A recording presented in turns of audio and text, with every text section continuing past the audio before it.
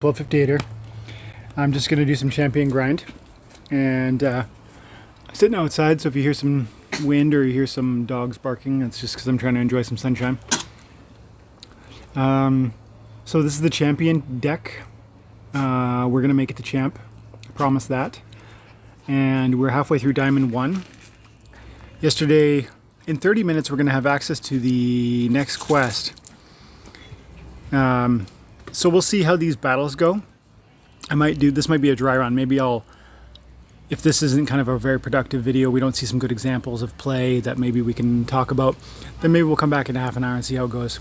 But generally speaking, these videos are going to be about 15 minutes long, and I'm going to play a few games, and we're going to talk about strategy, and anything else game related that comes up. So here we go.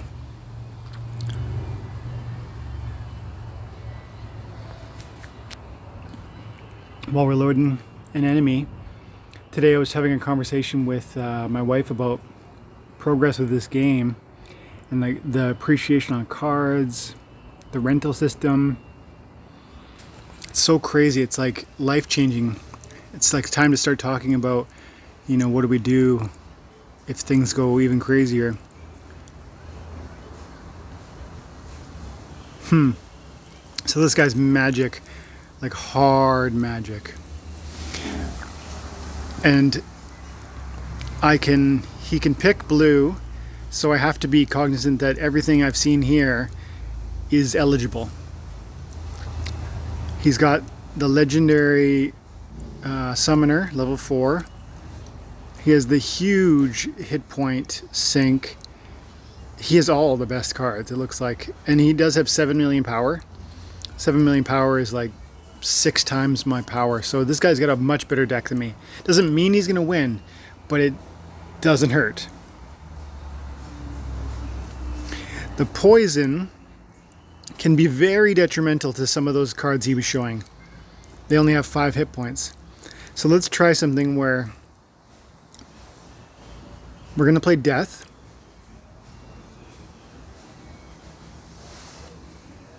Let's cancel his heal. And then let's weaken him wherever we can.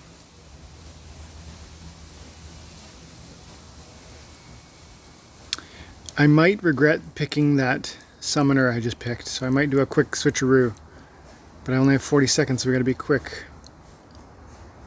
I like the gelatinous cube whenever you're dealing with the poison fumes.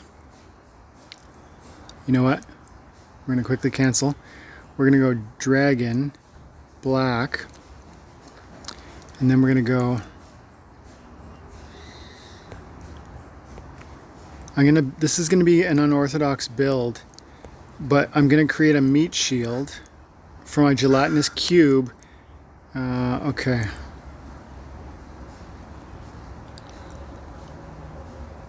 Oh, that's useless. Ah! Come on. I have to register quick. Go, go. I could have thrown out one more monster, but I had to submit my team. Fingers crossed this gets through. Come on, come on, come on, come on. Come on, get through, get through, get through. I made it. So that was not ideal. I put the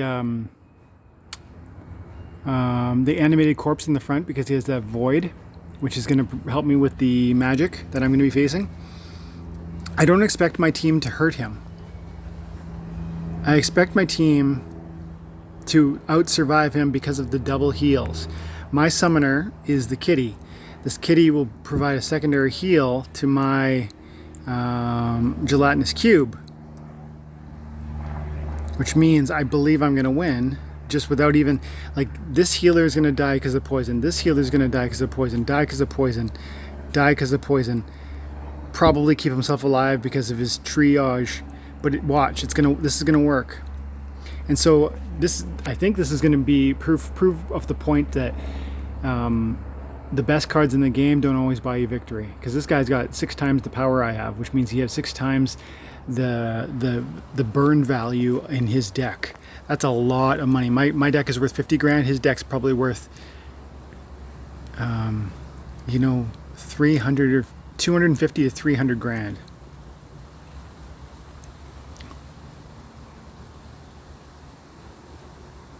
All I need to do is just out-survive these little losers, and they're gonna die because of poison. He does have 2 triages. That could be enough. We'll see. Good. Watch, the crustacean is gonna die now. There we go. Crustacean's dead. See, even with 1, 2 triages, it's probably not enough. I think I've got this. No, I don't know if you can hear that, but one of the neighbor's kids is crying, so apologies if that's a distraction here. Like I said, it's a beautiful summer day. We don't get many of them, so let's enjoy it while we can, you know?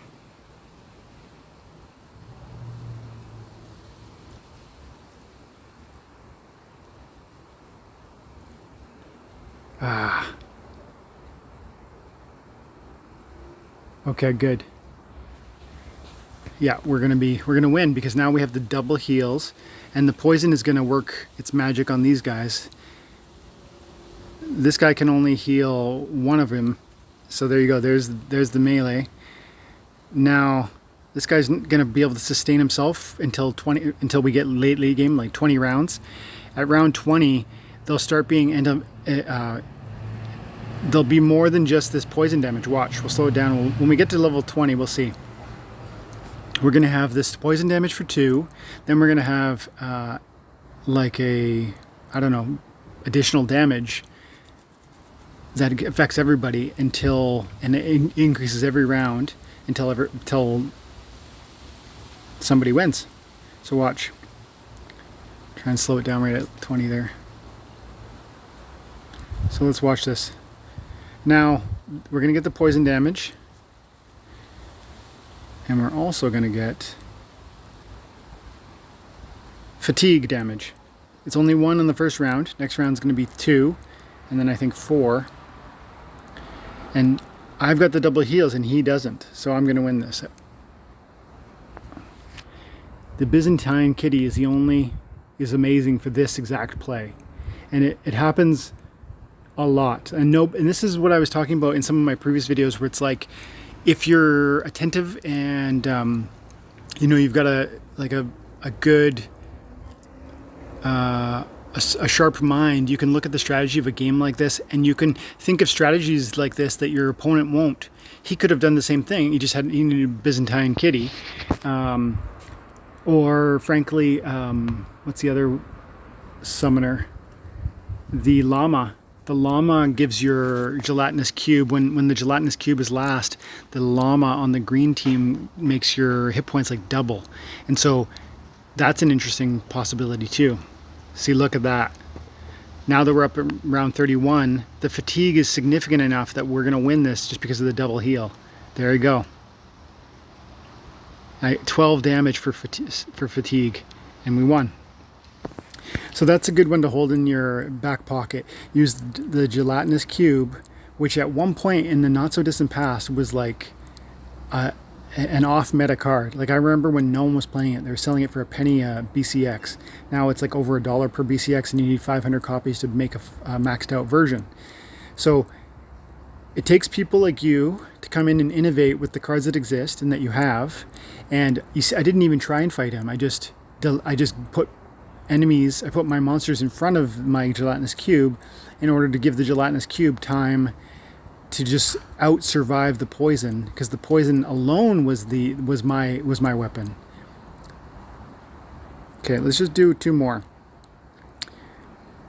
With this rule set, my first thought is always red, because red has I forget his name, but you'll see. And then this rule set 2, Trample, we have to pick red. It doesn't even matter what this guy picks. Like, there's only one team right now, and I'll show you. It's Pyre. If I had a better summoner, I might pick him. You have to pick the Exploding Dwarf, because he has Trample. He also does a crazy amount of damage. He has pierce. He has the sparkle damage. He has retaliate. And he has only 1 hit point. But again, because of the rules set, he's going to have as many hit points as the highest hit point character on the map. So this rule set, particularly this combination of rule sets, was made for this guy. So let's go ahead and pick him. And I only have 5 more, so we have a couple options and we'll be quick about it. We could throw more attack at him, and that's not bad, but I like to make sure I'm the fastest, and I'm going to hit first. So we throw in the Flame Monkey for the extra speed. Then I like to decrease his speed using the Goblin Shaman, because I decrease his speed, but also I weaken his character. So it's like it's like I'm doing 1 more damage because I've weakened them. And you might say, well, why don't you, if you want more damage, why don't you pick like the Beetle Queen, which will give you the heals, and the Inspire, which gives you 1 more damage? Sure, but I actually, well, first of all, that Beetle is 4 points and not 3 points, but also the Goblin has the slow. And so then I can drop in, I can go like that. I'm fully betting on my Exploding Dwarf here. If he has heals, I could be in trouble. But even if he has heals, as long as he's attacking me with melee damage, my retaliate will probably win this for me. Let's find out together. Okay. He's going to do Lord of Darkness. Okay. Now watch, because the rule set includes Trample, when I kill him, I'm going to just keep right on going all the way through. Every one of them. And I'm going to be the first to attack because of the speed buffs. The Slime Ball, the Goblin Shaman, the Monkey, my Summoner. I'm going to be going like, my Exploding Dwarf is going to have like a speed of 9. Something like that. So watch, I'm going to shoot first and I'm going to kill the whole team. There you go. Whole team. Unless I miss. And I probably won't miss. Now, this is not the way Trample usually works. This is the specific rule set where, with that Trample modifier that you just saw. And that's victory. Right there. The Exploding Dwarf is always good when the hearts are raised like that. It's called the equalizer. But then the Exploding Dwarf is even more powerful when that Trample feature is also there. Okay, 1 more.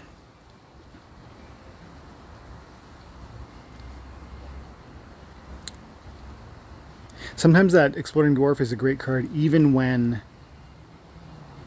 you know, like if the mana cap is like 20 or less, I like to throw them in sometimes. Okay, so no legendaries. Monsters that don't have flight will be damaged every round. My enemy has only 500,000 mana, so I probably steamroll him. He likes his magic. Yeah, okay. With 12 mana cap, he's probably going to do this team. But then again, maybe not. We'll see. I don't know what he's going to do. I'm going to just trust I can put together a good team. Sometimes you look at his team and you're like, oh, he's definitely going to do blank, and I can respond. But here I don't know, so I'm not going to guess. Let's just go.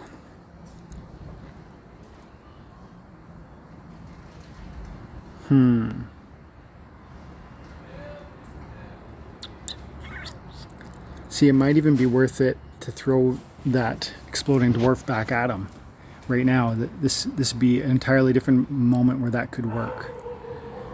But then again, I'm going to go like this.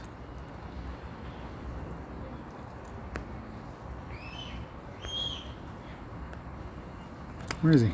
Oh, I can't use it. That's why. Oh,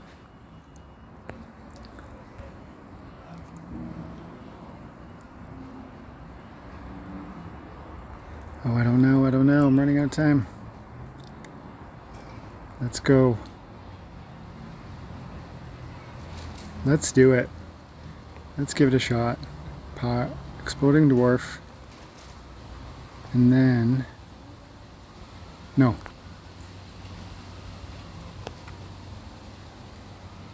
And then him. There.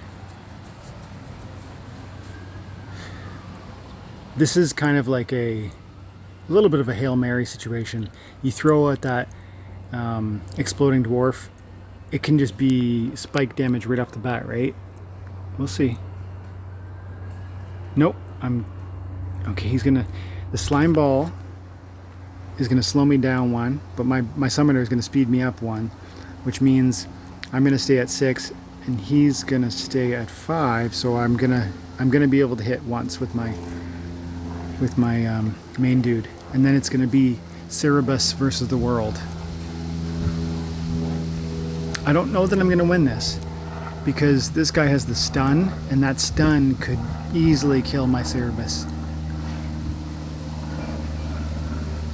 And there's no way they miss right here, right? That's a magic attack. If your monster doesn't have phase, then magic always hits. Okay, that pretty much is a recipe for death. Like, that's frustrating. Okay. The stun, man. I hate... Oh, that Medusa card makes me crazy. Okay, so that's 3 games. We'll do more tomorrow. If there are specific scenarios that you guys are curious about, like you know, a certain splinter that you want to see, or some specific battle type that you're curious about, then leave it in the comments, and I'll do my best to find or contrive those situations so that we can talk about it. Okay. Otherwise, I'm just going to kind of do whatever 3 battles pop up. That way we can have a quick glimpse at what I'm up to, how I'm battling, how I'm winning, how I'm losing. Because even when I lose, we can learn from that. Right there, you know, I should have put that